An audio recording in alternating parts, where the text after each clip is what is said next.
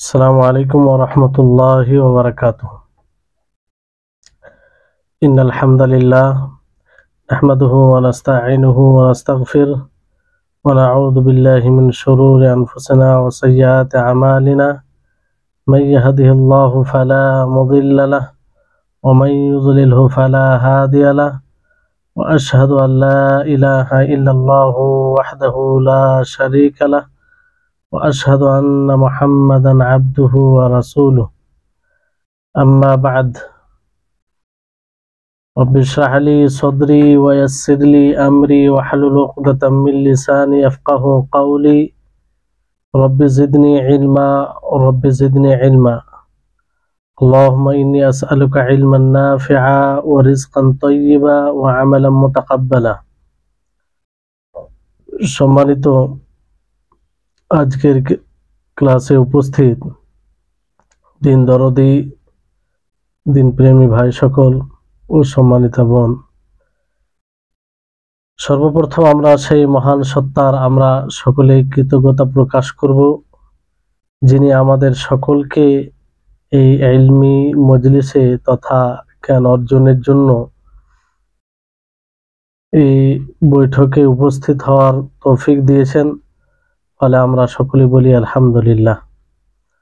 তারপরে আমাদের সকলের প্রাণ প্রিয় নবী করিম মুহাম্মদ মুস্তাফা সাল্লাল্লাহু আলাইহি ওয়াসাল্লাম, ওনার উপর অসংখ্য শান্তির ধারা বর্ষিত হোক, যিনার মাধ্যমে আমরা আল্লাহ তাবারক ওয়া তাআলার প্রদত্ত মনোনীত ধর্মকে বুঝতে পেরেছি।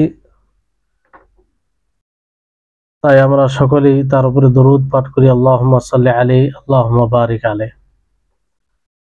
সম্মানিত উপস্থিতিগণ, আজকে শেখ মুহাম্মদ ইবনে আব্দুল ওয়াহাব রাহিমাহুল্লাহর যে বইটি আমরা পড়ছি নওয়াকিজুল ইসলাম, সেই বইয়ের আজকে চতুর্থ ক্লাস। এর পূর্বের ক্লাসে আমরা প্রথম যে ইসলাম ভঙ্গকারী ঈমান ভঙ্গকারী বিষয় ছিল সেটা আল্লাহর ইবাদতে শিরক করা, সেই বিষয়ে আমরা জেনেছি। সেই কারণেই আরো কিছু কথা রয়েছে যেগুলো আজকে বলার চেষ্টা করব। শিরকের আলোচনায় ছিলাম। এর পূর্বে শিরক বলা হয়েছে যে দুই প্রকার, আশ-শিরকুল আকবার ও আশ-শিরকুল আসগর, অর্থাৎ বড় ও ছোট শিরক। তো বড় শিরক বলতে বোঝানো হয়েছিল যে শিরক দ্বারা মানুষ ইসলাম থেকে বের হয়ে যায়, আর ছোট শিরক সেটাও শিরক, কিন্তু সেই শিরক দ্বারা ইসলাম থেকে বের হয় না। তো এর মধ্যে দুটির মধ্যে মৌলিক পার্থক্য যেটা আপনাদেরকে বললাম, আরো কিছু পার্থক্য রয়েছে। সে পার্থক্যগুলো যদি আমরা একটু বুঝতে পারি তাহলে সহজ হয়ে যাবে আরো বোঝা। যে বড় শিরক এর মাধ্যমে মানুষ ইসলাম থেকে খারিজ হয়ে যায়, ইসলাম থেকে বের হয়ে যায়, কিন্তু ছোট শিরক দ্বারা ইসলাম থেকে বের হয় না, বরং এটা কাবিরা গুনাহ, বড় গুনাহ হয়। আর এটা বড় শিরক করার একটা মাধ্যম হয়, ওসিলা হয়। দ্বিতীয় পার্থক্য হচ্ছে যে বড় শিরক সমস্ত আমলকে বিনষ্ট করে দেয়, নিষ্ফল করে দেয়। আর ছোট শিরক যেমন লোক দেখানো কোনো ইবাদত করা অথবা লোককে শোনানো কোনো ইবাদত করা, তো এই আমল শুধু ওই আমলটাকে নষ্ট করবে যে আমলে লোক দেখানো আমল হবে, কিংবা লোক দেখানো করা হবে, কিংবা যেটা লোককে শোনানোর জন্য করা হবে, আর বাকি আমলগুলো ঠিক থাকবে। তাহলে বড় শিরকের মাধ্যমে সমস্ত আমল নষ্ট হয়ে যায়, আর ছোট শিরকের মাধ্যমে শুধু ওই আমলটা, যাতে এই শিরকটা ছোট শিরক পাওয়া যায়। তারপরে 3 নম্বর যেটা পার্থক্য, বড় পার্থক্য, সেটা হচ্ছে যে শিরকে আকবার দ্বারা, বড় শিরক দ্বারা যে বড় শিরক করবে তার রক্ত এবং সম্পত্তি মাল হালাল হয়ে যায়। অর্থাৎ সে যদি এমন রাষ্ট্রে থাকে যেখানে মুসলিম রাষ্ট্র, ইসলামিক রাষ্ট্র, তো সেখানে যদি কেউ বড় শিরক করে আর তাকে বুঝানোর পরও না আসে, তাহলে তার সবকিছু হালাল হয়ে যায়। তার সাথে তাকে হত্যা করা এবং তার সম্পত্তির মানে হেফাজত না করা, এইগুলো হালাল হয়ে যায়। কিন্তু ছোট শিরক যদি কেউ করে তাহলে এরকম বিষয় হয় না। তবে ছোট শিরক, সেই ছোট শিরক কি বাকি গুনার মতো, যেগুলো আরো গুনাহ হয়, যে বাকি গুনার মতো আল্লাহ তাবারক ওয়া তাআলা ক্ষমা করে দিবেন? যেমন শিরকের ব্যাপারে আল্লাহ তাবারক ওয়া তাআলা বলেছেন যে শিরকের গুনাহ তওবা ব্যতীত আল্লাহ তাআলা ক্ষমা করবেন না।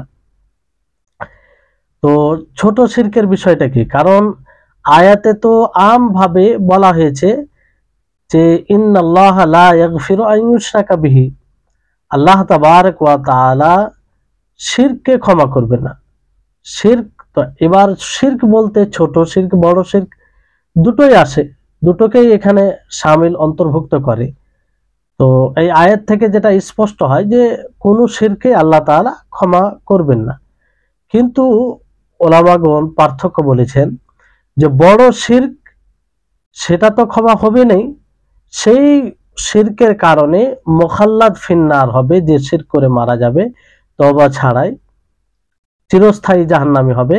আর যে ছোট শিরক করবে তারও গুনাহ ক্ষমা হবে না, কিন্তু পার্থক্য হচ্ছে এটা যে সে মুখাল্লাদ ফিন্নার হবে না, অর্থাৎ সে চিরস্থায়ী জাহান্নামী হবে না, বরং সে তার সাজা ভোগ করে, শাস্তি ভোগ করে সে আবার সেখান থেকে বের হয়ে আসবে।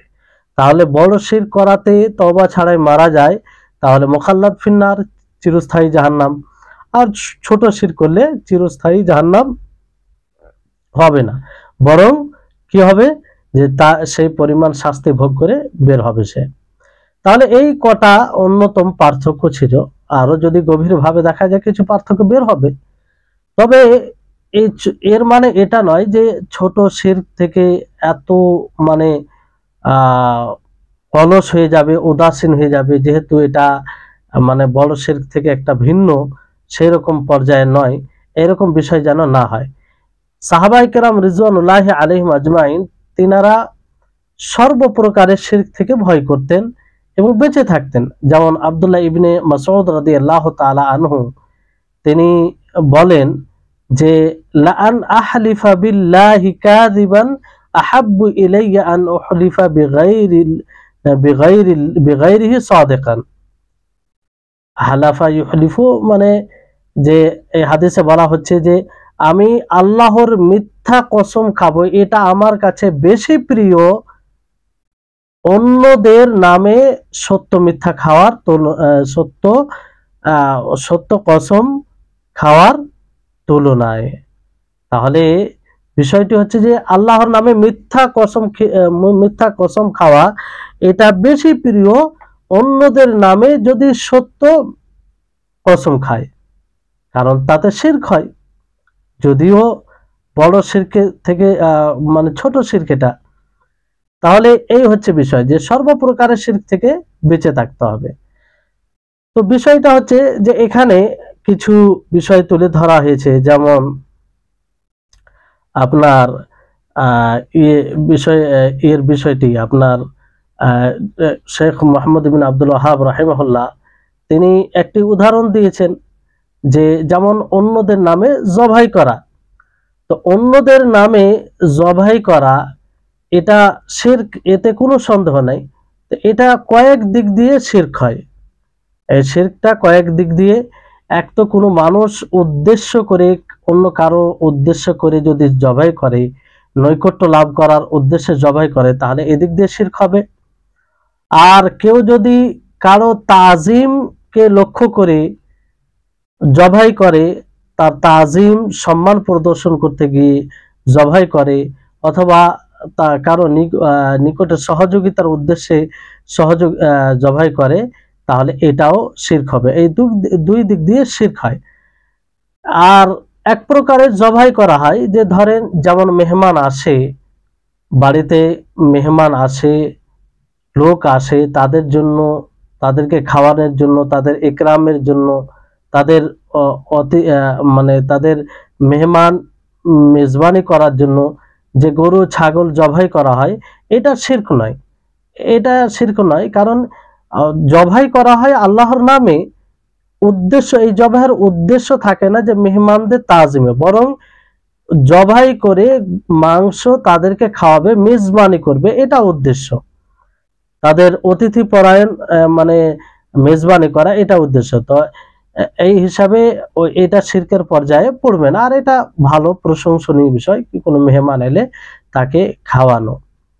আর এই ব্যাপারে হাদিসও নিষেধ করা হয়েছে, হাদিসও নিষেধ করা হয়েছে যে যে জবাই করে অন্য নামে, কোনো মাখলুকের নামে, তার উপরে আল্লাহর লানত হোক, তার উপরে কি হোক, আল্লাহর লানত হোক। নবী করিম মুহাম্মদ সাল্লাল্লাহু আলাইহি ওয়াসাল্লাম তার জন্য অভিশাপ করেছেন। আল্লাহ নবী কি বলেছেন যে লাআনাল্লাহু মান যাবাহা লিগাইরিল্লাহি, যে আল্লাহ তাআলা ওই ব্যক্তির উপরে অভিশাপ বর্ষণ করুন, যে অভিশাপ করুক, লানত করুক, যে আল্লাহ ব্যতীত অন্য কারোর জন্য জবাই করে। মানে আল্লাহর অভিশাপ হোক মানে কি, আল্লাহ তাকে তার রহমত থেকে বিরত রাখুক, তার উপরে যেন আল্লাহ তাআলা রহমত বর্ষণ না করে, তাকে ক্ষমা না করে, তাকে রহমতের দৃষ্টিতে আল্লাহ তাআলা যেন না দেখে। আর আল্লাহ তাআলা যদি রহমতের দৃষ্টিতে না দেখে তাহলে তো সবচেয়ে বড় বিপদ, সবচেয়ে বড় বিপদ। তো এই বিষয়টি খেয়াল রাখতে হবে। তো এটা দুই দিক দিয়ে শিরক হয়ে যায়। এবার এখানে বিষয় হচ্ছে যে এই শিরকের বিষয়ে যারা কবরের ইবাদত করে, আউলিয়াদের ইবাদত করে, সৎ মানুষদের ইবাদত করে, বর্তমান সময়ে যেমন দেখুন এবং আগেও ইবাদত হয়েছে, তো তাদের নিকটে কিছু সংশয় আছে, অভিযোগ আছে, যে অভিযোগ তারা করে ফেলে এবং সেই অভিযোগকে কেন্দ্র করে তারা এটা করে আর এটাকে ভুল মনে করে না। সেই অভিযোগের মধ্যে একটি অভিযোগ যে শিরক বলতে শুধু মূর্তির ইবাদতকে বোঝায়, শিরক বলতে শুধু মূর্তির ইবাদতকে বোঝায়। আর যারা মূর্তি ছাড়া আউলিয়াদের, সালেহিনদের ইবাদত করে, এটা শিরক নয়। কারণ এটা তারা বলতে চায় যে এটা ওসিলা, এটা ওসিলা। কারণ আল্লাহ তাবারক ওয়া তাআলা বলেন ওয়াবতাগু ইলাইহিল ওয়াসিলা, সূরা মাইদার 35 নম্বর আয়াত, যে তোমরা সন্ধান করো তার নিকটে ওয়াসিলা। তো এই আয়াতের এবার এর উত্তর অনেকভাবে দেওয়া যায়। এইটা তাদের ধারণা একদম ভুল, যে আল্লাহর নবী মুহাম্মদ সাল্লাল্লাহু আলাইহি সাল্লাম যাদের সাথে কিতাল করেছেন, যাদের সাথে যুদ্ধ করেছেন, তাদের মধ্যে অনেকেই মূর্তির ইবাদত করত, অনেকেই বৃক্ষের ইবাদত করত, অনেকেই পাথরের ইবাদত করত, আবার অনেকেই মালায়েকার ইবাদত করত, ফারিস্তাগণের ইবাদত করত, আবার অনেকে আউলিয়া ও সালিহিনদের ইবাদত করত। যেমন আল্লাহ তাবারক ওয়া তাআলা বলেন ওয়া ইয়াবুদুনা মিন দুনিল্লাহি মা লা ইয়াদুররুহুম ওয়া লা ইয়ানফাউহুম ওয়া ইয়াকুলুনা হাউলাই শুফাআউনা, যে তারা আল্লাহ ব্যতীত অন্য কারো ইবাদত করত যে না তাদের উপকার করতে পারে না অপকার করতে পারে। আর তারা বলতো যে এরা তো আমাদের সুপারিশ, এরা সুপারিশ করবে। তো এই আয়াত থেকে কি বোঝা যায় যে সেই সময় মুশরিকরা আউলিয়াদের, সালেহিনদের তারাও তাদেরও ইবাদত করত মূর্তি ছাড়া। অনুরূপভাবে নাসারা যারা, তারা কার ইবাদত করে, মাসি তাদের ইবাদত করে। তারা তো মূর্তির ইবাদত করে না, তারা মূর্তি ইবাদত করে না, তারা মাসি ঈসা আলাইহিস সালামের, যিশুর তারা ইবাদত করে। তো তাদেরকে কি মুশরিক বলা হবে না? তারা কি মুশরিক নয়? সকলেই বলবে যে তারাও মুশরিক। তাহলে তাদের যে এই কথা যে শুধু মূর্তির ইবাদত করলে শিরক হবে আর মূর্তি ছাড়া অন্য কারো ইবাদত করলে শিরক হবে না, এখানেই মানে অনেক মানুষ বুঝতে ব্যর্থ। এই জন্য দেখবেন যখনই শিরকের আলোচনা করা হয়, শিরকের কথা বলা হয়, সকলেই সম্মতি প্রদান করে, যে বলে হ্যাঁ শিরক শরীয়তে মানে হারাম। কিন্তু এই শিরকের ব্যাখ্যা যখন, প্রকৃত ব্যাখ্যা তুলে ধরা হয় যে শিরক আল্লাহ ব্যতীত অন্য কাউকে শরীক করাই হচ্ছে শিরক, সেটা মূর্তির পূজা হোক, পাথরের পূজা হোক, বৃক্ষের পূজা হোক, সালেহিনদের পূজা হোক, মালায়েকার পূজা হোক, যারই পূজা হোক না কেন, যারই ইবাদত হোক না কেন, সেটাই শিরক। তখন মানুষের মাথা গরম হয় যে এটা কি করে হয়, যে আমরা আউলিয়াদের তো ইবাদত করছি এই জন্য যে তারা সৎ লোক, তাদেরকে মাধ্যম হিসেবে আমরা অবলম্বন করি, তাদের তো আমরা ইবাদত করি না। তো বিষয়টা হচ্ছে এখানে। তো শিরক বলতে যারই নিকটে নিজেকে নত করা হবে, যারই ইবাদত করা হবে, যারই জন্য এমন কোনো কিছু করা হবে যেটি ইবাদত, যেটি শুধুমাত্র আল্লাহর জন্য করা দরকার, সেটি যদি অন্য কারোর জন্য করা হয় সেটি শিরক হবে, আর সেটা যে করবে সেই মুশরিক হবে যদি এটা করে থাকে। তাহলে এই হচ্ছে বিষয়, কোনো পার্থক্য নেই, যারই ইবাদত করবে সেটাই শিরক হবে। বৃক্ষের, মূর্তির, ফারিস্তার, তারপরে শয়তানের, যার ইবাদত করবে। তারপরে তাদের অভিযোগের মধ্যে আরেকটি অভিযোগ হচ্ছে কিংবা সংশয় হচ্ছে তাদের, যে আমরা তো ওয়ালিদের, সালেহিনদের ইবাদত করি না, এই উদ্দেশ্যে ইবাদত করি না যে তারা আমাদের উপকার করবে অথবা অপকার করবে, বরং আমরা তাদের ইবাদত করি এই কারণে যে তারা আমাদের জন্য সুপারিশই হবে, সুপারিশ করবে, শাফাত করবে আল্লাহর নিকটে। আর আমরা তাদের নৈকট্য লাভ করি তাদের নামে জবাই করে, তাদের নামে মানত করে, তাদের নিকটে সহযোগিতা চেয়ে, যাতে তারা আমাদের জন্য আল্লাহর নিকটে সুপারিশ করে। তো আর মুশরিকিনরা, আগে যারা মুশরিক, তারা এই আকীদায়, এই ধারণায় ইবাদত করত আউলিয়াদের, যে তাদের আউলিয়া, তাদের সালেহীন সৎ লোক কি করবে, তাদের উপকার করবে ও অপকার করবে, আল্লাহ ব্যতীত উপকার ও অপকার করবে। আর আমরা এই আকীদা রাখি না। আজকে যে বর্তমান সময়ে যারা শিরক করে আউলিয়াদের, তারা বলে আমরা তো এই আকীদা রাখি না, আমরা এই আকীদাই করি যে এরা কিছু করতে পারে না, বরং আল্লাহর কাছে সুপারিশ করবে। তো এইটা একটা সংশয়। তো এর উত্তর হচ্ছে যে আল্লাহ তাবারক ওয়া তাআলা মুশরিকিন, পূর্বের মুশরিকিনদের ব্যাপারে নবী সাল্লাল্লাহু আলাইহি সাল্লামের জামানায় যে সব মুশরিকিন ছিল তাদের ব্যাপারে বলেন যে ওয়ায়াবুদুনা মিন দুনিল্লাহি মা লা ইয়াদুররুহুম ওয়া লা ইয়ানফাউহুম ওয়া ইয়াকুলুনা হাউলাই শুফাআউনা, তারা আল্লাহ ব্যতীত এমন লোকের ইবাদত করেন যে না তাদের অপকার করতে পারে, ক্ষতি করতে পারে, আর না তাদের উপকার করতে পারে, তাদের উপকার লাভ দিতে পারে। আর তারা বলে যে এরা তো আমাদের সুপারিশ, এরা আমাদের সুপারিশ। তো তাদেরও এই ধারণা ছিল। নবী করিম মুহাম্মদ সাল্লাল্লাহু আলাইহি সাল্লামের জামানায় মুশরিকরা যে তাদের আউলিয়াদের, সালেহিনদের ইবাদত করত, তাদেরও এই আকীদা ছিল যে বর্তমান সময়ের এক প্রকার মানুষ যারা নিজেকে মুসলিম বলে দাবি করে আর মুসলিমের মধ্যে নিজেকে অন্তর্ভুক্ত করে, তারা আউলিয়াদের ইবাদত করে, বলে কি যে আমরা মূলত আউলিয়াদের ইবাদত করি না, তারা সৎ লোক ছিল, তারা যেন আমাদের জন্য সুপারিশ করে, এই জন্য আমরা তার ইবাদত করি। তাহলে নবী সাল্লাল্লাহু আলাইহি সাল্লামের জামানার মুশরিক আর আজকের মুশরিক কোথায় পার্থক্য হলো? কোনো পার্থক্য হলো না। তারা যে উদ্দেশ্যে ইবাদত করত, আজকেও আমাদের মধ্যে যারা মুসলিম নিজেকে বলে আর এই ধরনের ইবাদত করে থাকে, তাদেরও এই আকীদা, তাদেরও এই ধারণা।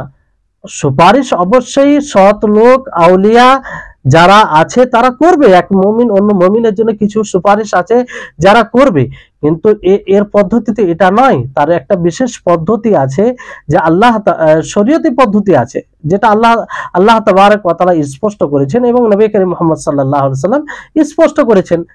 তার পদ্ধতি এটা নয় যে আল্লাহকে ছেড়ে তাকে এলা বানিয়ে নাও, তাকে মাবুদ বানিয়ে নাও, তার নামে মানত করো, তার কাছে সহযোগিতা চাও, তার জন্য জবাই করো। এটা পদ্ধতি নয়, এটা তো শিরকি পদ্ধতি।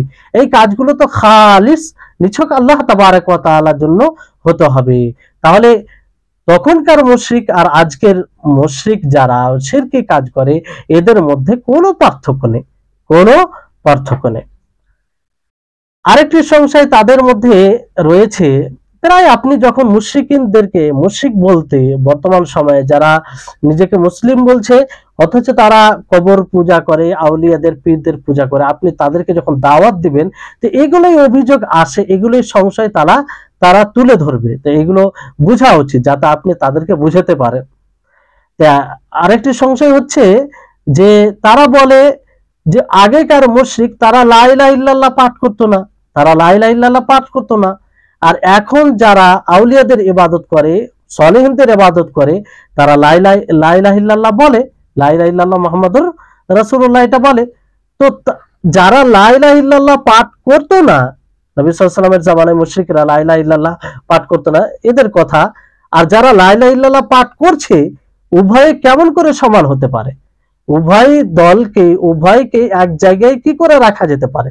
তাদের এটা মানে একটা সংশয়, অভিযোগ কিংবা একটা দিক তাদের এইভাবে বলে। তো এই বিষয়ে যদি দেখা যায় তো আপনি বুঝতে পারবেন যে আল্লাহ তাবারক ওয়া তাআলা সবকিছু থেকে পবিত্র।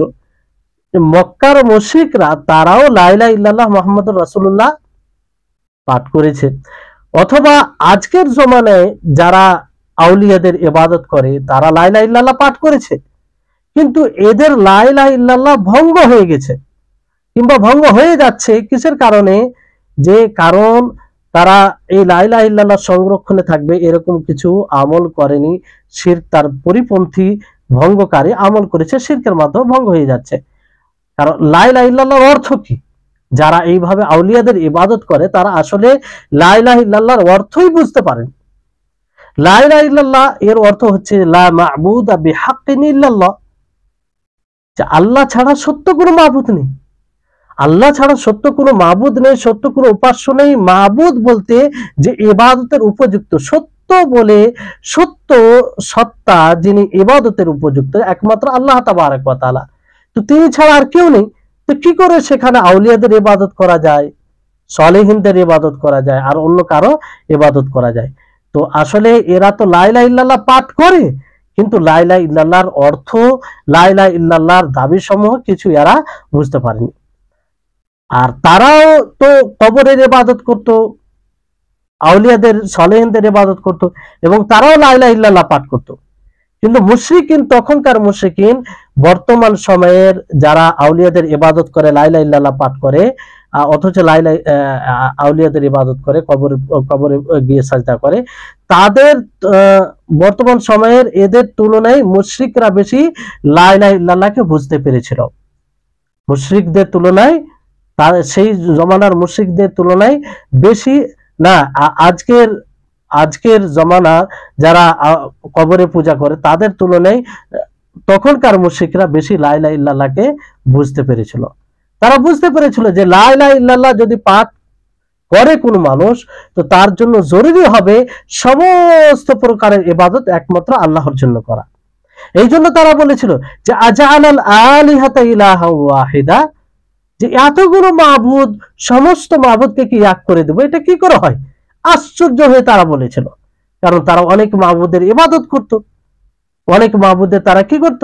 ইবাদত করত। ফলে তারা কি বলেছিল যে লা ইলাহা ইল্লাল্লাহ, যখন আল্লাহ নবী তাদেরকে দাওয়াত দিলেন তখন তারা কি বলতে আরম্ভ করলো যে আজআলাল আলিহাতা ইলাহান ওয়াহিদা, যে এতগুলো মাবুদকে এক করে দেওয়া হয়, এটা কি করে সম্ভব? আশ্চর্য বোধ করে তারা এটা বলেছিল। তার মানে কি? তারা লা ইলাহা ইল্লাল্লাহর অর্থ বুঝতে পেরেছিল। তারা এটা বুঝে গিয়েছিল যে যদি লা ইলাহা ইল্লাল্লাহ পাঠ করি, স্বীকার করে নি, তাহলে তার সাথে কাউকে শরীক করা যাবে না, তাকে ছাড়া অন্য কারো ইবাদত করা যাবে না। তাহলে তারা প্রকৃত লা ইলাহা ইল্লাল্লাহর অর্থ বুঝেছিল, ফলে তারা লা ইলাহা ইল্লাল্লাহ পাঠ করেনি। কিন্তু আজকের বর্তমান সময়ের যে যারা আউলিয়াদের ইবাদত করে তারা লা ইলাহা ইল্লাল্লাহ পাঠ করে, এবং কি গর্বিত তারা লা ইলাহা ইল্লাল্লাহ তারা, তারপরেও তারা এর পরিপন্থী আমল করছে। কেন? আসলে তারা এই লা ইলাহা ইল্লাল্লাহকে বুঝতে পারেনি, লা ইলাহা ইল্লাল্লাহকে বুঝতে পারেনি। তাহলে এই হচ্ছে বিষয়। তারপরে তাদের আরেকটি বিষয়, তারা আরেকটা কথা বলে থাকে যে তখনকার মুশরিক, পূর্বের মুশরিকরা তারা বৃক্ষের পূজা করে, ইবাদত করে, পাথরের ইবাদত করে, অনেক রকম জড় বস্তু আছে তাদের ইবাদত করে। আর আমরা কি করি? এদের কথা হলো যে আমরা শুধু তাদেরকে ডাকি, তাদেরকে আমরা ওসিলা হিসাবে গ্রহণ করি, যে কেননা তাদের একটা আল্লাহর নিকটে মর্যাদা আছে, তো আমরা আল্লাহর নিকটে তাদেরকে ওসিলা বানাই, এই জন্য তারা দলিলও দিয়ে থাকে কোরআন থেকে। দেখেন, কোরআনের দলিল দিলেই যে হক হবে এটা জরুরি নয়। দলিল উপস্থাপন, সেই দলিল থেকে কি বুঝেছে, সেই দলিলকে সেই মতো বুঝেছে কি বুঝেনি, যেই মতো আমাদের সালাফে সালেহিন বুঝেছেন, সাহাবায়ে কেরাম বুঝেছেন, এটা দেখার বিষয় আছে। তো তারাও দলিল দেয় যে আল্লাহ তাবারক ওয়া তাআলা বলেন, ইয়া আইয়ুহাল্লাযীনা আমানুত্তাকুল্লাহা ওয়াবতাগু ইলাইহিল ওয়াসিলা, যে হে মুমিনগণ আল্লাহকে ভয় করো এবং তার নিকটে কি ওসিলা সন্ধান করো। এবার এই ওসিলা বলতে কাকে বুঝায়, কি ওসিলা? তো এই ওসিলার অপব্যাখ্যা করেছে। তো এই ওসিলা, যে ওসিলার ব্যাখ্যা হিসাবে তারা বাস্তবায়ন করেছে, সেটা একদম ভুল। এখানে ওসিলা বলতে আল্লাহ তাবারক ওয়া তাআলার কিতাবে যেটা বলা হয়েছে যে ইতাআত, আল্লাহ এবং তার রাসূলের ইতাআত, আল্লাহ এবং তার আল্লাহর ইবাদত, এটাই হচ্ছে ওসিলা। যে এটা এমন এক পদ্ধতি, যে পদ্ধতিতে কি হয়, আল্লাহ তাবারক ওয়া তাআলার ইতাআত করে, আল্লাহ তাবারক ওয়া তাআলার আদেশ সমূহকে এবং নিষেধাজ্ঞাকে পালন করে, নিষেধাজ্ঞা থেকে দূর থেকে এবং আদেশ সমূহকে পালন করে এই পদ্ধতি ওসিলা সন্ধান করা হয়। ওসিলা মানে এটা নয় যে আল্লাহ এবং বান্দার মাঝে কাউকে মাধ্যম বানিয়ে নাও, কাউকে মাধ্যম বানিয়ে না, কারণ এই ব্যাখ্যা কোরআন হাদিসে কোথাও পাওয়া যাবে না, এবং কোনো আহলে ইলম, কোনো বিদ্বান, গ্রহণযোগ্য কোনো আলেম এরকম ব্যাখ্যা দেয়নি। আল্লাহ তাবারক ওয়া তাআলা যে বলেন, ইয়া আইয়ুহাল্লাযীনা আমানুত্তাকুল্লাহা ওয়াবতাগু ইলাইহিল ওয়াসিলা, যে হে মুমিনগণ তোমরা আল্লাহকে ভয় করো এবং ওসিলা সন্ধান করো। তাহলে আল্লাহর নিকটে নৈকট্য লাভ করতে হবে তার ইতাআতের মাধ্যমে। তাহলে এই হচ্ছে ওসিলার সঠিক ব্যাখ্যা, তাফসীর, যে তাফসীর পূর্বের সমস্ত গ্রহণযোগ্য মুফাসসিরিনগণ করেছেন। আর এই ব্যাখ্যা করা যে আল্লাহ এবং বান্দার মাঝে কাউকে মাধ্যম বানানো, এটা তাফসীর বাতিল এবং নব তাফসীর, যার কোনো গ্রহণযোগ্যতা নেই, আর এইরকম তাফসীর কোনো কিতাবে পাওয়া যায় না। তো এই হচ্ছে বিষয়। তো এইগুলো যতগুলো অভিযোগ তাদের বলা হলো, কিছু আরো কিছু বের হবে, তো এগুলো কোনো দাম নেই, মূল্য নাই। আমাকে আপনাকে স্থিরভাবে তাদের কথা শুনে বুঝতে হবে এবং সেই মতো তাদেরকে বোঝাতে হবে, তাদেরকে ঠিক তাদের যে সংশয় রয়েছে সেই সংশয়টা দূর করতে হবে। অনেকে আছে যে এইসব সংশয়ের কারণে তারা এই পথে থাকে, যদি তারা বুঝতে পারে তাহলে অবশ্যই অনেক যারা হেদায়েতের সন্ধানে থাকে তারা ফিরে আসবে, আর ফিরে আসছেও আলহামদুলিল্লাহ অনেক। তাই হচ্ছে বিষয়। এবার বিষয়টি হচ্ছে যে যারা ধরেন এই পাথর কবরের পূজা করে কিন্তু তারা অজ্ঞ, তো অজ্ঞ কি তাদের ওযর হবে? না, ওযর হবে না। কারণ এখন তো ধরেন অনেকেই অজ্ঞ রয়েছে, যারা কোরআন পড়তে জানে না, জাহেল রয়েছে, কোরআন পড়তে জানে না। আর অনেকেই রয়েছে যে কোরআন পড়তে জানে কিন্তু কোরআন বুঝে না। তো তাদের জন্য এটা ওযর হবে কি হবে না? কারণ এই ক্ষেত্রে তারা ওসিলা বানিয়ে থাকে। তো বিষয়টি হচ্ছে যে কোরআন আরবি ভাষায়, যারা আরবি ভাষা বুঝে তাদের জন্য তো হুজ্জাত, যে কোরআনে সুস্পষ্টভাবে নিষেধ করা হয়েছে। আর এই জন্যই কোরআন নাজিল করা হয়েছে। আল্লাহ তাআলা বলেন, ওয়া উহিয়া ইলাইয়া হাদাল কোরআন লিউনদিরাকুম বিহি ওয়া মান বালাগ, যে এটা ওহী করা হয়েছে, নবীকে বলতে হয় যে এই কোরআন ওহী করা হয়েছে যে যাতে আমি তোমাদেরকে সতর্ক করি। তো যার নিকটে কোরআন পৌঁছাবে, কোরআন বুঝে, তার জন্য এটা হুজ্জত।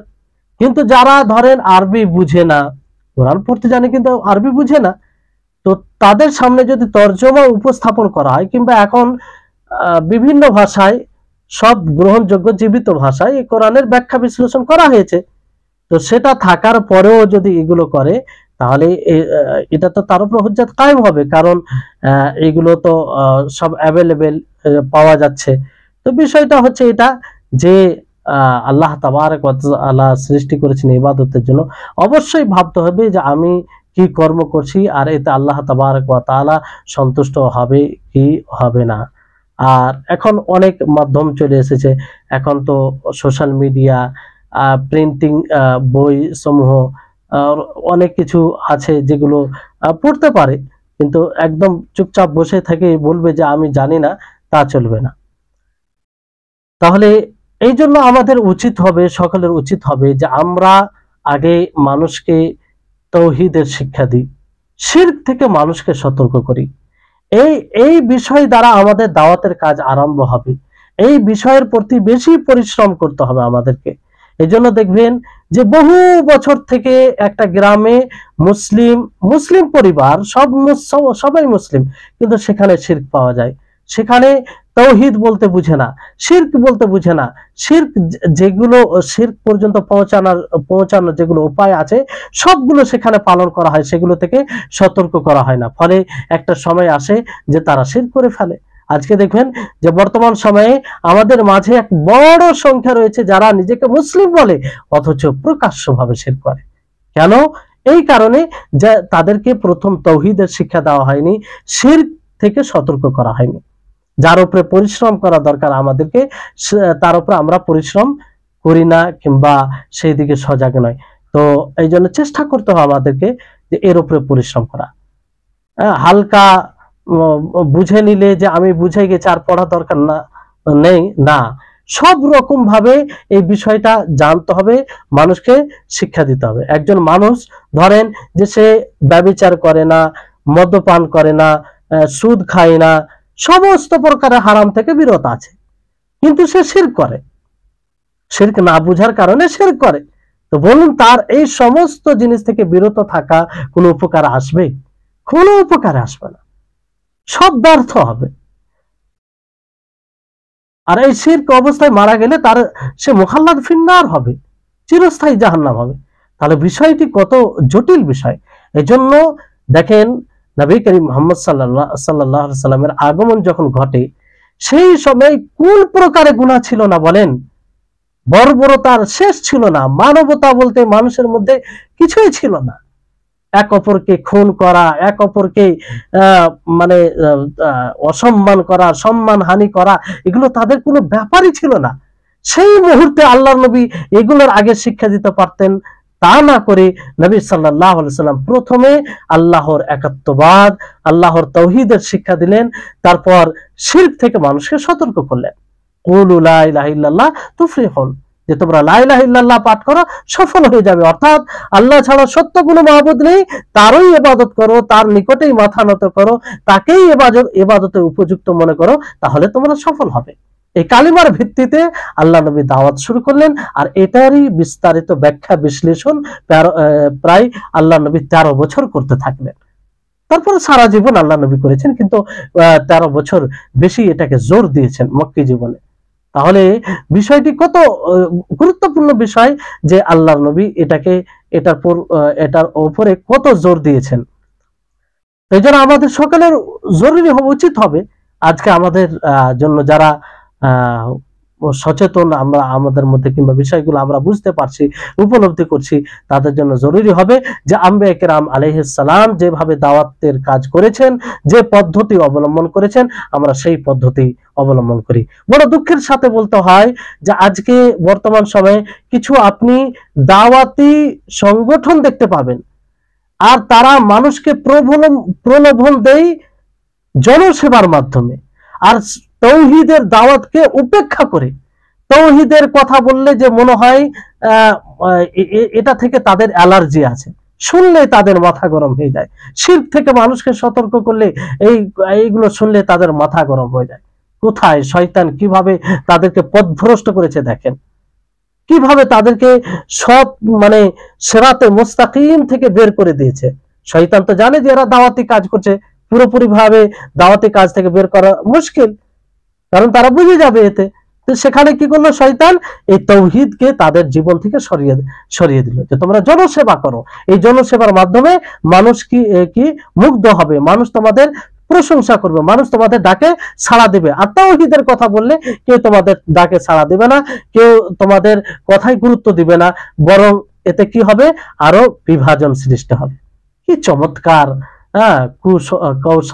কুকৌশল আর কি শয়তানের পক্ষ থেকে। আর তার এটাই অনেক লোক আছে যে এই নীতির উপরে রয়েছে, যে জনসেবাটাকেই প্রাধান্য দিচ্ছে। যে একটা কথা মনে রাখবেন, আপনি লাখ জনসেবা করেন, সেখানে আপনার দাওয়াতে আপনার যে টার্গেট রয়েছে, লক্ষ্য স্থির রয়েছে, সেই লক্ষ্য স্থিরে যদি এই তাওহীদের বাস্তবায়ন না থাকে, সেটা ব্যর্থ ব্যর্থ ব্যর্থ, কোনো কাজে আসবে না। তো এই জিনিসটা ভেবে নিতে হবে। এই জন্য যত মানুষ এখন দাওয়াতের কাজ করে, যত মানুষ দাবি করে যে আমি দাওয়াতের কাজ করি, আমরা মানুষকে কোরআন ও হাদিসের দিকে আহ্বান করি, তার দাওয়াতকে দেখতে হবে যে সে তাওহীদকে গুরুত্ব দেয় কি দেয় না, সে তাওহীদের কথা বলে কি বলে না, শিরকের কথা বলে কি বলে না, সে সালাফে সালেহিনদের মানহাজ অনুযায়ী দাওয়াতের কাজ করে কি করে না, এটা দেখার অত্যন্ত জরুরি। কারণ হাজারো দল আছে, হাজারো এরকম সংগঠন আছে, আর সকলেই দাবি করে যে আমরা কোরআন হাদিসের আহ্বায়ক। দাবি করলে তো হয়ে যায় না, আসলে কি তারা কোরআন হাদিসের আহ্বায়ক, এটা দেখতে হবে। এই জন্য বড় ধোঁকা এটাই আমি মনে করা যায়, কিংবা সবচেয়ে বড় ধোঁকা বড় বর্তমান সময়ে, যে মানুষকে কোরআন হাদিসের নামে তাওহীদ থেকে দূরে রাখছে। এর চাইতে বড় ধোঁকা আর হতে পারে না। যে মানুষ মনে করছে ইসলামের দাওয়াত, মানুষ মনে করছে যে কোরআন হাদিসের আমরা দাওয়াতে লাব্বাইক করছি কিংবা আমরা উপস্থিত হচ্ছি, কিন্তু আসলে সেটা ইসলামের দাওয়াত হয় না। তাওহীদ থেকে সেখানে উপেক্ষা করা হয়, তাওহীদকে ইগনোর করা হয়, মানে দাওয়াতে সবকে অন্তর্ভুক্ত করে তাওহীদ তাদের জীবন থেকে বিলুপ্ত করে দেওয়া হয়, শিরকের বীজ বপন করা হয়। তখন তারা শিরক করে, আর মসজিদে গিয়েও সাজদা করে, কবরে গিয়েও সাজদা করে, মসজিদে গিয়েও ইবাদত করে, আবার অন্যদের সামনে অন্যদের জন্য অনেক ইবাদত, তারা ইবাদতের প্রকার সমূহ করে থাকে। তো এই দাওয়াতে উপস্থিত হয়ে এই দাওয়াতে সাড়া দিয়ে কোনো লাভ নাই। এই জন্য সতর্ক থাকবেন, মানুষকে সতর্ক করবেন। আমাদের জন্য জরুরি যে মানুষ যে সবচেয়ে বড় ধোঁকার প্রতারণার শিকার হচ্ছে, এটা থেকে আমরা নিজে সতর্ক থাকব এবং মানুষকে সতর্ক করব, এটা আমাদের নৈতিক কর্তব্য। তাহলে যে কোনো বিষয়ে যারা আমাদের উপরে তাওহীদের উপরে প্রতিষ্ঠিত হয় আর সেটাকে প্রাধান্য দেওয়া হয়, আল্লাহ তাবারক ওয়া তাআলা যেমন এক আয়াতে বলেন, সূরা তাওবার 109 নম্বর আয়াত দেখবেন যে সেখানে বলা হয়েছে, আফামান আসাসা বুনিয়ানাহু আলা তাকওয়া মিনাল্লাহি ওয়া রিদওয়ানিন খায়রুন আম্মান আসাসা বুনিয়ানাহু আলা শাফা জুরফিন হারিন ফানহারা বিহি ফি নারি জাহান্নামা ওয়াল্লাহু লা ইয়াহদিল কওমাজ জালিমিন। যে যারা নিজের ফাউন্ডেশন আল্লাহর তাকওয়ার উপরে স্থাপন করে, আল্লাহর সন্তুষ্টির উপরে, এরা উত্তম না যারা হালাক বরবাদের উপরে করে তারা উত্তম। তো সম্মানিত উপস্থিতিগণ, আল্লাহর তাকওয়া, আল্লাহর সন্তুষ্টি কিসের? তাওহীদ ছাড়া হবে? আল্লাহর একাত্মবাদ ছাড়া হবে? অসম্ভব, হতেই পারে না। তাহলে এই হচ্ছে বিষয়। তো আরো এই বিষয়ে আমরা যত পারবো জানবো, জানার চেষ্টা করব এবং গভীরতা বা সিরাত অর্জন করার চেষ্টা করব। তাহলে ইসলাম ভঙ্গকারী নওয়াকিজুল ইসলাম, নওয়াকিজুল ঈমান যেটাই বলেন, তার প্রথম কারণ একটা আমরা মোটামুটি ভাবে পড়লাম। তারপরে কিছু আমরা একটু এগিয়ে নিয়ে যাই, এই ক্লাসে তো পূর্ণ হবে না, কিছু কথা বলি, তারপরে ইনশাআল্লাহ ফের আগামী ক্লাসে দ্বিতীয় যেটা নাকিজে ইসলাম, নাকিজে ঈমান, অর্থাৎ ইসলাম ও ঈমান ভঙ্গকারী বিষয়, সেটা নিয়ে আলোচনা করব। আজকে আমরা পড়ি, শেখুল ইসলাম মুহাম্মদ ইবনে আব্দুল ওয়াহাব রাহিমাহুল্লাহ তিনি বলেন, قال رحمه الله ومن جعل بينه وبين الله وسائط يدعوهم ويسألهم الشفاعة ويتوكل عليهم كفرا إجماعا তো ইমাম মুহাম্মদ ইবনে আব্দুল ওয়াহাব রাহিমাহুল্লাহ তিনি বলছেন যে যে ব্যক্তি বান্দা এবং আল্লাহর মাঝে কি বানাবে? মাধ্যম বানাবে, ওসিলা বানাবে, মাধ্যম বানাবে, এবং সেই মাধ্যমকে কি করবে? ডাকবে এবং তার কাছে চাইবে, শাফাত চাইবে, আর তাদের উপরে ভরসা করবে। এটা সর্বসম্মতিতে কুফর, এটা কুফরি আমল। তাহলে এটা দ্বিতীয়, মানে এটাও শিরক, কিন্তু শিরক থেকে একটু সামান্য নিচে। প্রথম যেটা নাকিজে ইসলাম ছিল, এটা সরাসরি আল্লাহর ইবাদতের শিরক, আর এটা আল্লাহর মানে শিরকের মাধ্যম, অর্থাৎ আল্লাহকে ডাকবে কাউকে মাধ্যম বানিয়ে, কাউকে কি বানিয়ে? মাধ্যম বানিয়ে। তো পুরোপুরি আল্লাহকে এখানে শরীক করা হয় না, কিন্তু এটাও শিরক, এটাও শিরক। এটা ইসলাম ভঙ্গকারী আমল সমূহের মধ্যে একটি আমল। তো এই বিষয়টি খুবই গুরুত্বপূর্ণ, এটাকে আমাদের সকলকে ভালোভাবে বুঝতে হবে। তো এখানে আল্লাহ এবং বান্দার মাঝে ওয়াস্তা বানানো, তো এই ওয়াস্তা থেকে কি বোঝানো হয়েছে এটা আগে বোঝা দরকার আমাদের, যে এই ওয়াস্তা থেকে যদি এটা উদ্দেশ্য না হয়, ওয়াস্তা থেকে এটা মানে শিরক হবে। তখন মানে যদি এটা উদ্দেশ্য হয় যে আল্লাহ এবং বান্দার মাঝে ওয়াস্তা জরুরি, এই ক্ষেত্রে যে রিসালাত রয়েছে, রিসালাত পৌঁছানোর জন্য আল্লাহ তাবারক ওয়া তাআলা রাসূল প্রেরণ করেছেন। তো ওহী অবতীর্ণ হয় কার উপরে? সমস্ত মানুষের উপরে হয় না, রাসূলগণের উপরে ওহী অবতীর্ণ হয়। তো রাসূলগণ একটা ওয়াস্তা, রাসূলগণ একটা ওয়াস্তা। তো এই ওয়াস্তাকে তো স্বীকার করতে হবে, এই ওয়াস্তাকে মানতে হবে, এর উপরে ঈমান নিয়ে আসতে হবে। আর এটার অস্বীকার করলে কুফর হয়ে যাবে। তো এই ওয়াস্তা কোনো সমস্যা নেই, এই ওয়াস্তাকে তো মানতে হবে। কারণ আল্লাহ এবং আল্লাহর যে প্রদত্ত শরীয়ত রয়েছে, সেই শরীয়তকে আমরা কিভাবে পেয়েছি? ফারিস্তা রাসূলগণের মাধ্যমে আমরা পেয়েছি। তো সেটা একটা শরীয়ত। তো এটাকে সর্বসম্মতিতে মানতে হবে, এর অস্বীকার করলে কুফর হবে, এটা অস্বীকার করলে কুফর হবে। আর যেটা ওয়াস্তা সাব্যস্ত করলে কুফর হবে, যেটা ওয়াস্তা সাব্যস্ত করলে কুফর হবে, সেটা কি? যে আল্লাহ এবং বান্দার মাঝে কাউকে এই হিসাবে মাধ্যম বানানো যে সেই মাধ্যমের কাছে দোয়া করা হবে, সেই মাধ্যম তার কাছে সুপারিশ শাফাত চাওয়ানো হবে এবং তার উপরে ভরসা করবে। তো এই ওয়াস্তা, এই মাধ্যম যে সাব্যস্ত করবে, তার এই সাব্যস্ত কুফরি আমল হবে। কি হবে? কুফরি হবে। আর যে এটা করবে সে কাফের হবে। তো আল্লাহ এবং বান্দার মাঝে তার ইবাদতে কোনো অবস্থা নেই, বরং আমাদের সকলকে সরাসরি আল্লাহ তাবারক ওয়া তাআলার ইবাদত করতে হবে, কোনো ওয়াস্তা ছাড়াই আল্লাহ তাবারক ওয়া তাআলার কাছে শাফাত চাইতে হবে, আল্লাহর উপরেই ভরসা করতে হবে, সরাসরি আল্লাহর উপরেই ভরসা করতে হবে। কোনো ওয়াস্তা দিয়ে আল্লাহর উপরে ভরসা করলে হবে না। আল্লাহ তাআলা যেমন বলেন, উদউনি আস্তাজিব লাকুম। দেখেন কিছু স্পষ্ট আল্লাহ তাবারক ওয়া তাআলার বাণী। এই আয়াতগুলো যারা ওয়াস্তা বানিয়ে ইবাদত করে, এই আয়াতগুলো যদি লক্ষ্য করত, বাসীরাত অর্জন করার চেষ্টা করত, তো এই ধরনের শিরক করার জুরআত, সাহস কোনো সময় করতো না, এইরকম দুঃসাহসিকতা করতো না। এত বড় অন্যায়, জুলুম, যেটা বড় জুলুম আল্লাহর সাথে শিরক করা, সেটা করতো না।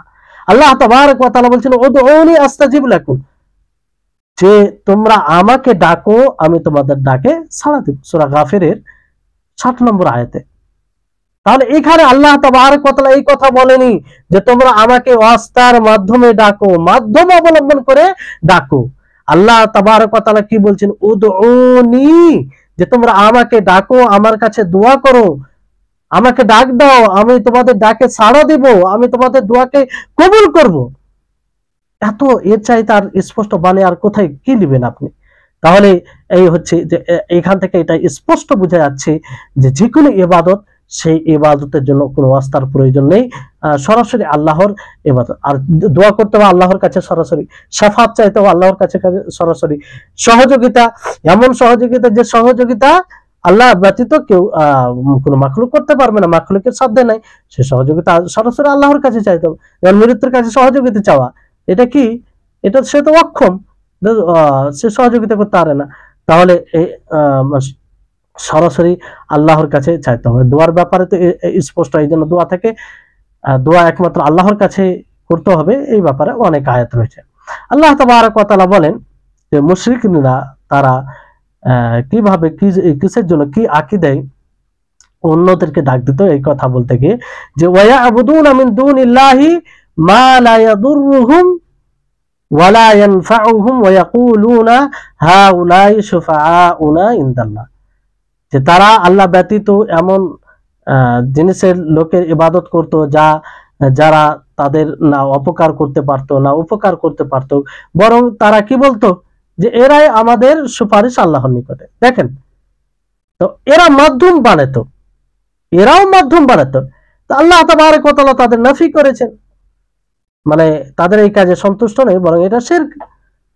আর আল্লাহ তাবারক ওয়া তাআলা এই এটা কি নাম দিয়েছেন, যে আল্লাহ তাআলা অন্য আয়াতে বলেন কুল আতুনাব্বিউনা আল্লাহ বিমা লা ইয়ালামু ফিস সামাওয়াতি ওয়ালা ফিল আরদ সুবহানাহু ওয়া তাআলা আম্মা ইউশরিকুন, যে হে নবী আপনি বলে দিন যে আতুনাব্বিউনা আল্লাহ, যে তোমরা কি আল্লাহকে খবর দিচ্ছ এমন জিনিসের ব্যাপারে যে যারা জানে না আসমান ও জমিনে কি হচ্ছে, আল্লাহ তাআলা পবিত্র, তোমরা যা আল্লাহর ব্যাপার বলছো সেই সেই জিনিস থেকে। অর্থাৎ মানুষ মাধ্যম অবলম্বন করে সুপারিশ নেওয়ার জন্য। তো সুপারিশ সে করতে পারবে কি পারবে না সে তো নিজেই জানে না, আর আল্লাহ তাবারক ওয়া তাআলা বেশ ভালো জানেন। সুপারিশের অনুমতি দেনেওয়ালা কে? আল্লাহ তাবারক ওয়া তাআলা। তো তার কাছে চাইতে হবে। তো বিষয়টা হচ্ছে যে এখানে দেখেন যে এই কথা বলার পরে আম্মা ইউশরিকুন, যে তারা যে শিরক করে আল্লাহর সাথে, এটা থেকে আল্লাহ তাআলা সুউচ্চ, পবিত্র। তাহলে এটাকে শিরক নাম দিয়েছেন, এটাকে সরাসরি আল্লাহ তাবারক ওয়া তাআলা শিরক বলেছেন। তো আউলিয়াদের এবং সালেহীদের এইভাবে ওসিলা বানানো, ওয়াস্তা বানানো, এটা মানে শিরক। আর এই কথা আল্লাহ তাবারক ওয়া তাআলা অন্য আয়াতে এইভাবে বলেন ওয়াল্লাযীনা ইত্তাখাযু মিন দুনিহি আউলিয়া মা না'বুদুহুম ইল্লা লিয়ুকাররিবুনা ইলাল্লাহি যুলফা ইন্নাল্লাহা ইয়াহকুমু বাইনাহুম ফীমা হুম ফীহি ইখতালিফুন ইন্নাল্লাহা লা ইয়াহদি মান হুয়া কাযিবুন কাফফার। তো এখানে আল্লাহ তাআলা কি বলেন, যে যারা আল্লাহ ব্যতীত আউলিয়াদেরকে, ওলিদেরকে কি করেছে, ওলিদেরকে তারা ডাকতে ইবাদত শুরু করেছে, মানে আল্লাহ ব্যতীত অন্য কাউকে যারা ওলি বানিয়েছে, কি বানিয়েছে, ওলি বানিয়েছে। তো তারা কি বলে যে আমরা এদের ইবাদত শুধুমাত্র কিসের জন্য করি, যে এরা আমাদেরকে আল্লাহর নিকটে করে দিবে। কি করে দিবে? আল্লাহর নিকটে করে দিবে। দেখেন ধারণা, দেখেন যে মাধ্যম বানিয়েছেন, এটারই তো আল্লাহ তাবারক ওয়া তাআলা নফি করেছেন, নিন্দা করেছেন। আর বলেছেন যে তারপর আল্লাহ তাআলা কি বলেন, যে ইন্নাল্লাহা লা ইয়াহদি মান হুয়া কাযিবুন কাফার, যে আল্লাহ তাআলা হেদায়েত দেন না যে মিথ্যুক আর কাফের, এটা কুফরি আমল। তাহলে এই হচ্ছে, তো এইখানে এই আয়াত আল্লাহ তাবারক ওয়া তাআলা এটাকে কুফরি নাম দিয়েছেন। মাধ্যম অবলম্বন করা, যে সেই মাধ্যম, সেই ওয়াস্তা যে তাদেরকে ডাকবে, তাদের আল্লাহর নিকটে করে দিবে, এই ধরনের আমল, এই ধরনের চিন্তা চেতনা, এই ধরনের চিন্তা চেতনাকে ভিত্তি করে যারা ইবাদত করে, সেটাকে আল্লাহ তাবারক ওয়া তাআলা কি বলেছেন? কুফরি বলেছেন, মিথ্যা বলেছেন, কাযিব বলেছেন এবং কুফর বলেছেন। তাহলে এই হচ্ছে। তো দেখেন ওয়াস্তা দুই প্রকারে হয়, ওয়াস্তা দুই প্রকার হয়। এক প্রকারে মানুষ যদি এরকম মাধ্যম বানায় আর আকীদা রাখে যে সেটা একমাত্র কারণ, মাধ্যম একটা, আর সেই মাধ্যমের কাছে না দোয়া করে, না তার জন্য জবাই করে, না তার জন্য মানত করে, না তার জন্য কোনো ইবাদত করতে হবে, এরকম আকীদা রাখে, বরং আল্লাহর জন্যই সবকিছু করে, আল্লাহর জন্যই জবাই করে, আল্লাহর জন্যই মানত করে, আল্লাহর জন্যই ইবাদত করতে হবে, এই আকীদা পোষণ করে। কিন্তু ওয়াস্তার ব্যাপারে এই ধারণা যে এটা একটা কারণ, যে কারণে সে আল্লাহর নিকটে পৌঁছাবে, তাদের মানে যে সম্মান, তাদেরকে যে আল্লাহ তাআলা মাকাম দিয়েছেন, সেই মাকামের মাধ্যমে তারা আল্লাহর কাছে চায়, দোহাই দিয়ে চায়। তো এটা শিরক, বড় শিরক তো হবে না, তবে এটা কি হবে, এটা বিদআত হবে, আর যেটা শিরকের মাধ্যম হবে, কি হবে, শিরক পর্যন্ত নিয়ে যাওয়ার একটা অন্যতম মাধ্যম হবে। কারণ এইভাবে ওসিলা বানানোর আল্লাহ নবী আদেশ দিয়েছেন না, আল্লাহ তাবারক ওয়া তাআলা কোনো জায়গায় এই ধরনের দিক নির্দেশনা দিয়েছেন যে মাধ্যম অবলম্বন করে আল্লাহর কাছে শাফাত চাইতে হবে, দোয়া চাইতে হবে, না, এরকম বিষয় নাই। সরাসরি আল্লাহর কাছে দোয়া করতে হবে, সরাসরি আল্লাহর কাছে শাফাত চাইতে হবে এবং তার উপরে ভরসা করতে হবে। তাহলে একটা অবস্থা হচ্ছে যে মাধ্যম যাদেরকে ওয়াস্তা বানানো হয় তাদেরই ইবাদত করা, তাদের জন্যই জবাহ করা, তাদের জন্যই মানত করা, তাদের নৈকট্য অর্জন করা, তাহলে এটা প্রকাশ্য শিরক, যে শিরকের মাধ্যমে মানুষ ইসলাম থেকে খারিজ হয়ে যাবে। আরেকটি অবস্থা যে মাধ্যম তো বানায় কিন্তু মাধ্যমের জন্য ওয়াস্তার জন্য ইবাদত করে না, শুধু তাকে কি মনে করে যে তার প্রয়োজনটা আল্লাহর নিকটে পৌঁছে দিবে, এটা ধারণা রাখে, কি পৌঁছে দিবে এরকম ভাবে, যেহেতু আউলিয়া সলিহিন আছে তাদের মাকাম উঁচু, এই ক্ষেত্রে পৌঁছে দিবে।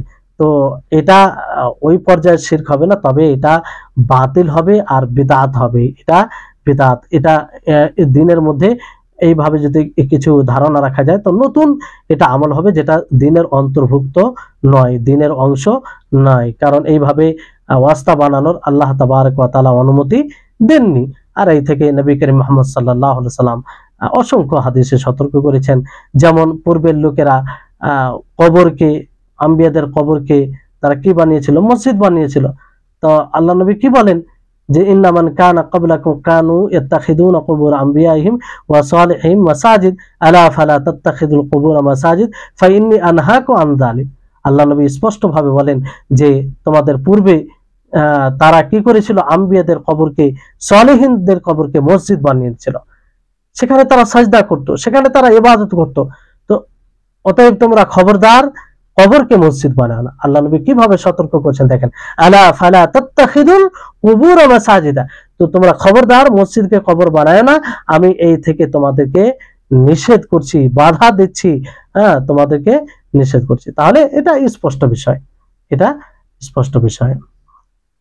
তো এই হচ্ছে আজকের ক্লাস। ইনশাআল্লাহ এখানেও এই ওসিলা মানে এই যে নাকিজে ইসলাম, এই আমল, যে আমল ইসলামকে ভঙ্গ করে দেয়, ইমানকে ভঙ্গ করে দেয়, এই ব্যাপারে আরো কিছু আলোচনা আছে, ইনশাআল্লাহ আগামী ক্লাসে হবে। আজকের জন্য সমাপ্ত করছি। আল্লাহ তাবারক ওয়া তাআলা নিকটে আমরা সকলেই দোয়া করব, আমরা আমাদেরকে যেন আল্লাহ তাআলা বাসিরাত সহ জ্ঞান দান করেন এবং প্রত্যেকটি বিষয়ে যেন গভীরভাবে আমরা বুঝতে পারি আর সেই অনুযায়ী যেন আমরা জীবন যাপন করতে পারি। আর সর্বোপরি আমাদের যতটুকুই জ্ঞান হোক না কেন, সেই জ্ঞানটা যেন আমাদের সকলের জন্য উপকারী হয়, ইলমে নাফে হয়, যেটা দুনিয়া ও আখেরাত উভয় কালে কাজে আসবে, যেটা জাহান্নামের মুক্তির কারণ হবে, যেটা জান্নাত অর্জনের অন্যতম মাধ্যম হবে। এই জ্ঞান যেন আল্লাহ তাআলা আমাদের সকলকে দান করেন। ওয়া আখির দাওয়ানা আনিল হামদুলিল্লাহি রাব্বিল আলামিন। আসসালামু আলাইকুম ওয়া রাহমাতুল্লাহি ওয়া বারাকাতুহু। জাযাকুমুল্লাহু খাইরান ওয়া আহসানাল জাযা। এবার কারো প্রশ্ন থাকলে